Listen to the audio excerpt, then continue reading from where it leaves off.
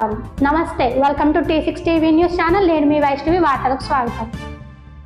కోడి పందాలు నిర్వహిస్తే కఠిన చర్యలు తప్పవని ఖమ్మం పోలీస్ కమిషనర్ సునీల్ దత్ ఆదేశించారని, సంక్రాంతి పండుగ నేపథ్యంలో కోడి పందాలను నివారించే దిశగా జిల్లా పోలీసులు చర్యలు చేపట్టాలని అన్నారని, అందులో భాగంగా ఆదివారం నాడు జిల్లా సరిహద్దు ప్రాంతాల్లో టాస్క్ ఫోర్స్ బృందాలు 3 డ్రోన్ కెమెరాలు వినియోగిస్తున్నట్లు సత్తుపల్లి రూరల్ సిఐ మీడియాకి తెలిపారు.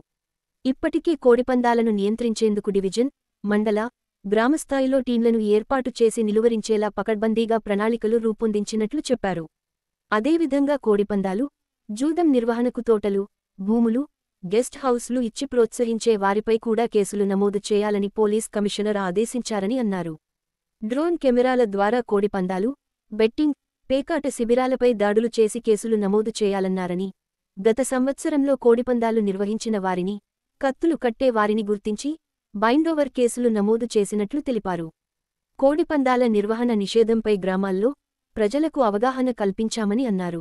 ఈ కార్యక్రమంలో Sathupalli rural CI ML Muthilingaiah, task force CI S Tirupati, VM Banjar SI K Venkatesh, task force SI Suresh, task force సిబ్బంది పాల్గొన్నారు.